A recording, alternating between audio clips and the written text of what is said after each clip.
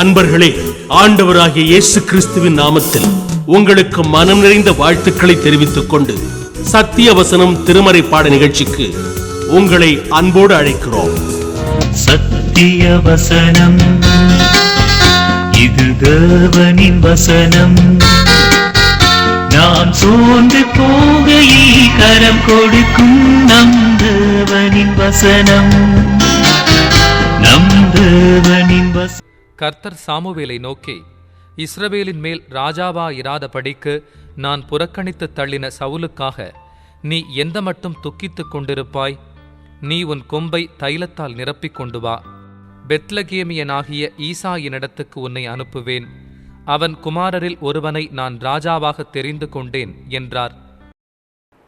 பிரியமானவர்களே, ஆண்டவராகிய இயேசு கிறிஸ்துவனுடைய புண்ணிய நாமத்தினாலே சத்தியவசன நிகழ்ச்சியை காண்கின்ற உங்கள் ஒவ்வொருவரையும் ஆண்டவர் ஆசீர்வதிப்பாராக. சத்தியவசன நிகழ்ச்சிக்காக நீங்கள் பிரார்த்தனை செய்யுங்கள். சத்தியவசன நிகழ்ச்சியை அநேகர் காணும்படியாக நீங்கள் உதவி செய்யுங்கள், பிரயாசப்படுங்கள். வேத வசனத்தை நடுமையமாய் வைத்து ஆண்டவரை மகிமைப்படுத்துகிற இந்த ஊழியங்களுக்காக உங்கள் பிரார்த்தனையின் உதவி தேவையாக காணப்படுகிறது. அருமையானவர்களே, உங்களுக்காக நாங்கள் தொடர்ந்து ஜெபம் செய்கிறோம். எங்களுக்காகவும் நீங்கள் தொடர்ந்து பிரார்த்தனை செய்யுங்கள்.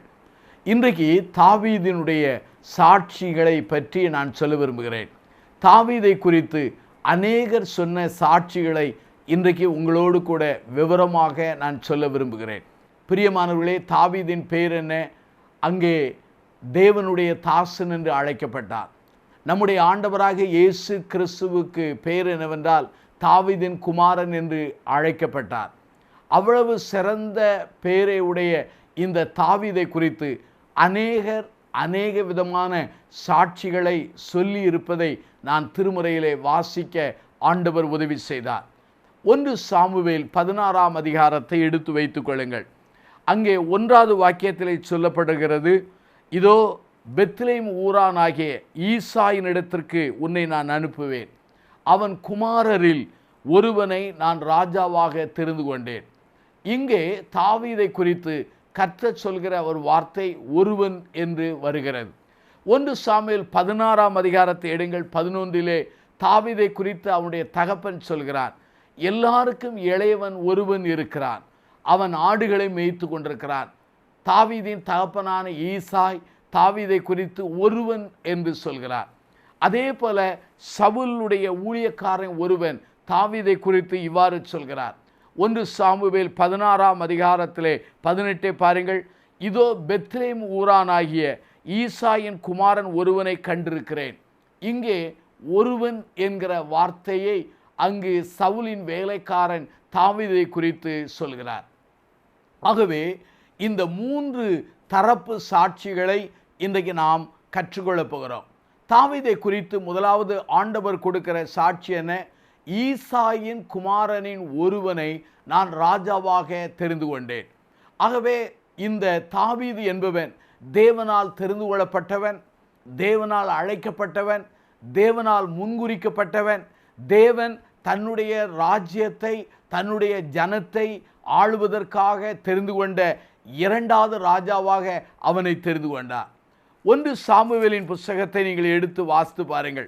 அங்கு வேத வசனம் மிக தெளிவாக அழகாக சொல்லப்பட்டிருக்கிறது. 1 சாமுவேல் 13ஆம் அதிகாரம் 14 இப்போதோ உம்முடைய ராஜ்யபாரம் நிலை நிற்காது, கர்த்தர் தம்முடைய இருதயத்துக்கு ஏற்ற ஒரு மனுஷனை தமக்கு தேடி அவனை கர்த்தர் தம்முடைய ஜனங்கள் மேல் தலைவனாய் இருக்க கட்டளையிட்டார் என்று சொல்லப்பட்டிருக்கிறது. அப்படியானால் தாவீது ஆண்டவரால் தெரிந்து கொள்ளப்பட்டதற்கு காரணம் என்ன?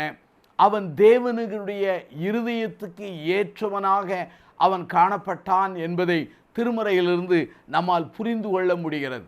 ஆகவே ஆண்டவர் கொடுக்கிற ஒரு சாட்சி, ஆண்டவர் அவனை தெரிந்தெடுத்து, ஆண்டவர் அவனை ராஜாவாக முன்குறித்து, ஆண்டவர் தன்னுடைய தாசனான சாமுவேலை அனுப்பி அங்கு எண்ணெயினால் அவனை அபிஷேகம் பண்ணுகிற நிலையை 1 சாமுவேல் 16ஆம் அதிகாரத்தில் நாம் காண முடிகிறது.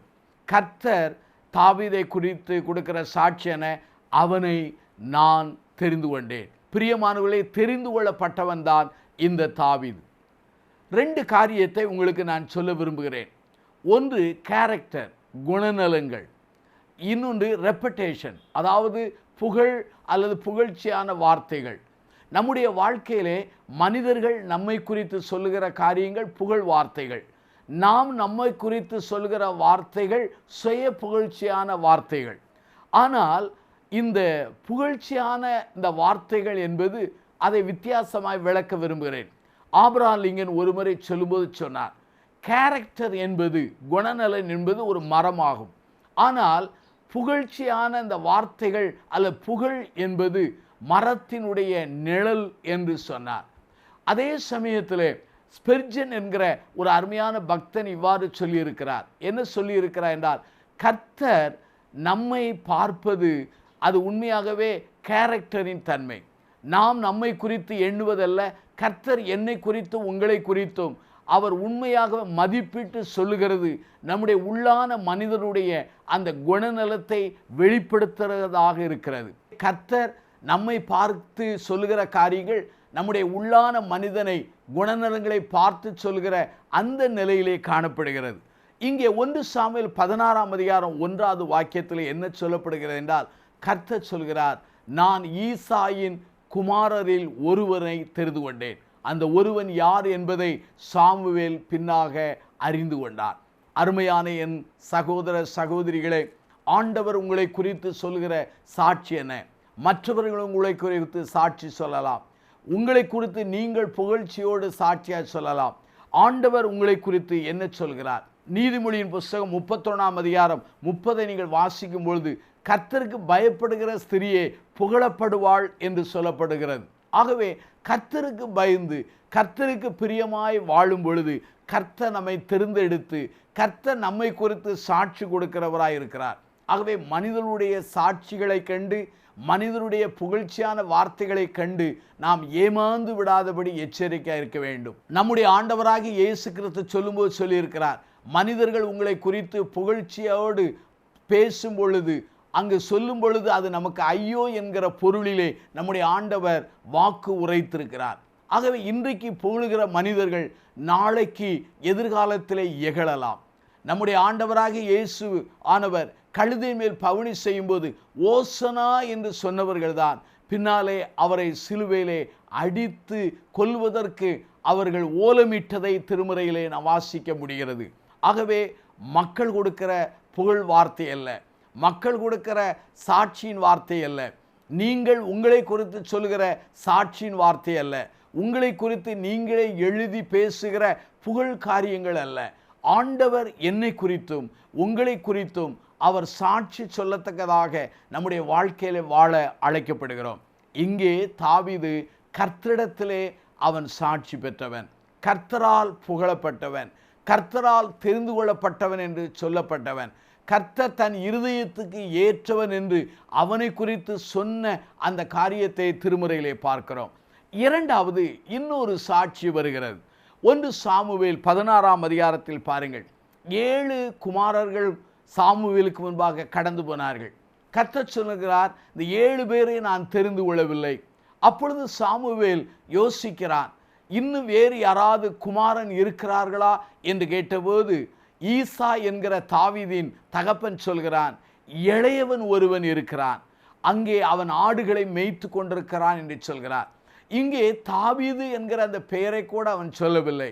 தாவீது என்று சொல்லாமல் இளையவன் ஒருவன் இருக்கிறான், அவன் ஆடுகளை மேய்த்து கொண்டிருக்கிறான் என்று சொல்கிறான். அப்படியானால் இந்த விருந்துக்கு தாவீது அழைக்கப்படவில்லை, இந்த ஆராதனையின் சுத்திகரிப்புக்கு தாவீது அழைக்கப்படவில்லை. ஆனால் தாவீது வனாந்தரத்திலே ஆடுகளை மேய்த்து கொண்டிருக்கிறான். குடும்பத்தாலே அற்பமாய் நடத்தப்பட்டவன், சகோதரனாகிய எலியாப்பினாலே குறை சொல்லப்பட்டவன்.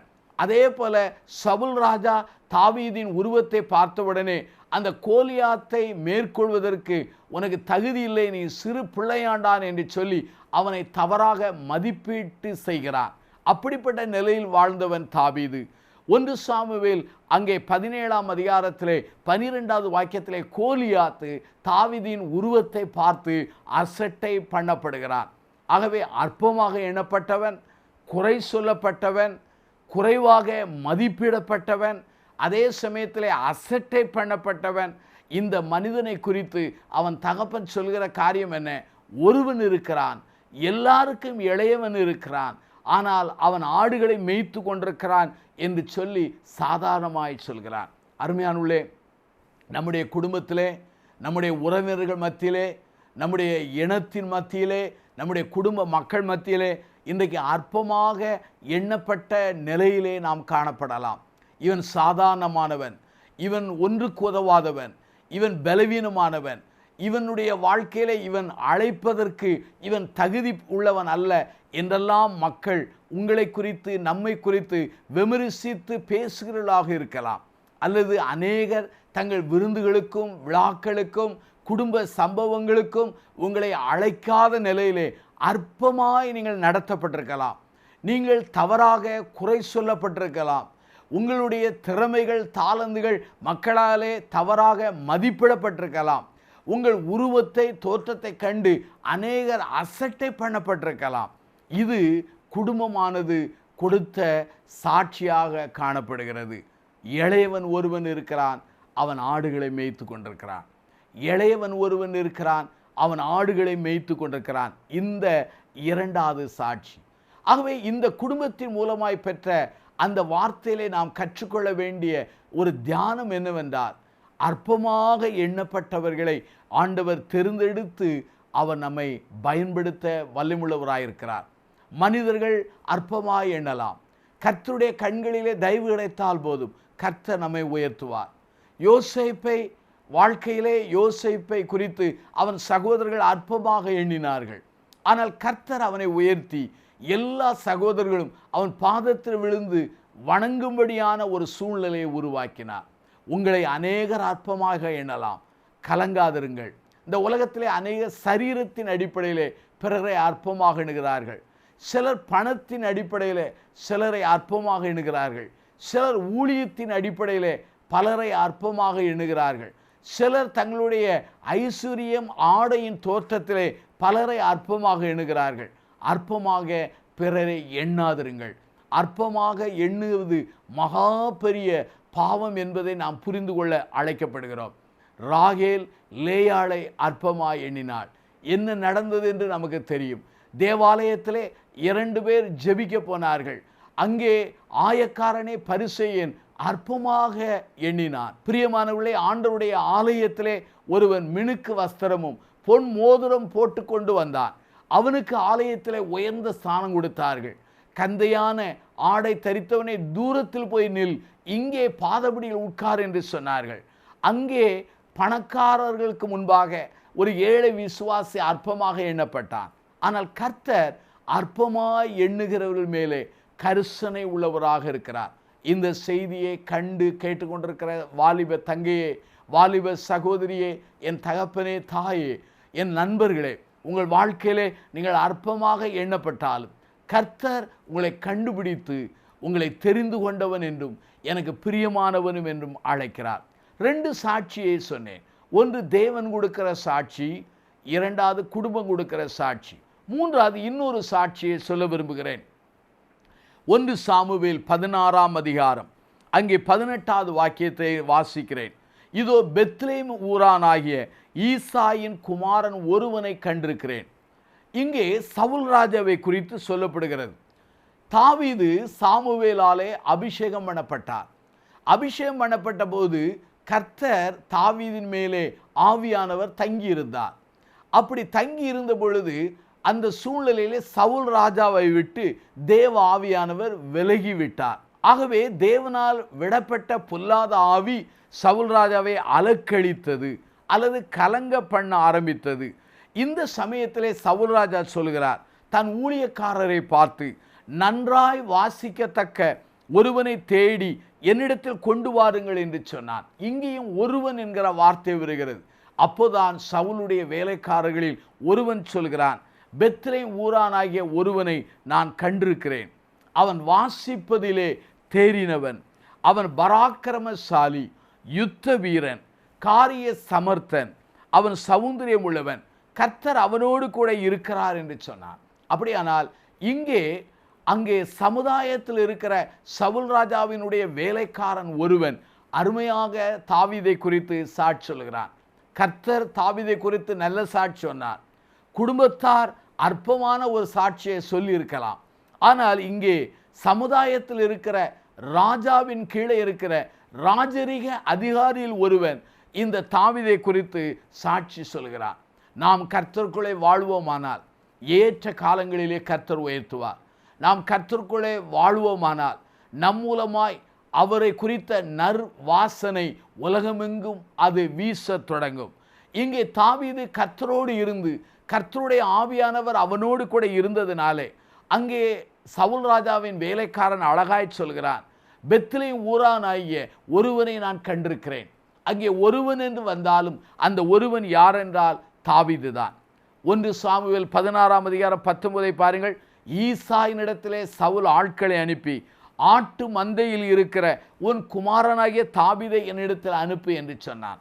ஆகவே 1 சாமுவேல் 16:18 ஈசாயின் குமாரன் ஒருவனை கண்டிருக்கிறேன் என்கிற அந்த ஒருவன் யார் என்றால் அது தாவீது தான்.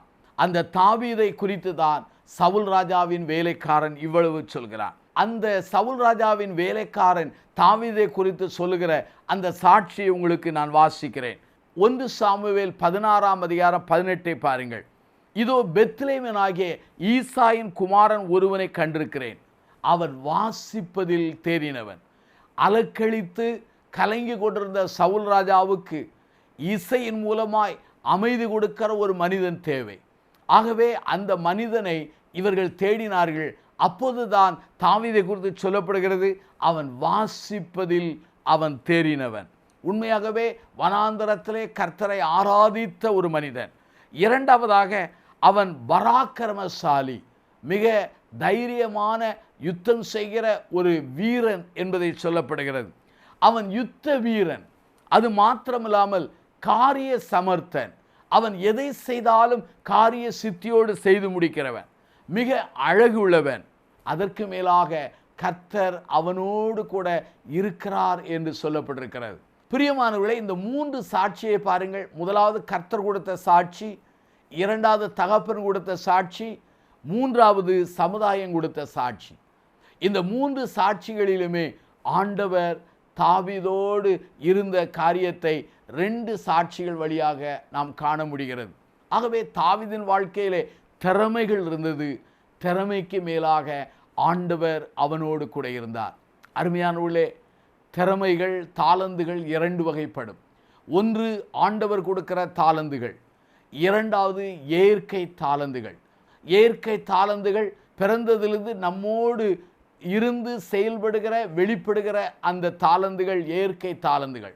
ஆனால் கர்த்தரை ஏற்றுக்கொண்டு அவரோடு வாழும் பொழுது, அவருடைய ஆவியினாலே ஆளப்படும் பொழுது ஆண்டவர் விசேஷித்த தாளந்துகளையும் கிருபைகளையும் தருகிறார். அவை இயற்கை தாளந்தானாலும் அங்கே கர்த்தர் கொடுக்கிற தாளந்தானாலும் 2 தாளந்துகளையும் ஆண்டவருக்கென்று கூர்மையாக்கி ஆண்டவருக்கென்று பயன்படுகிற மனிதர்களாக நாம் மாற வேண்டும். தாவீதின் வாழ்க்கையிலே திறமை இருந்தது. அந்த திறமைக்கு மேலாக கிரீடம் போல ஒரு வார்த்தை இருந்தது, கர்த்தர் அவனோடு இருந்தார்.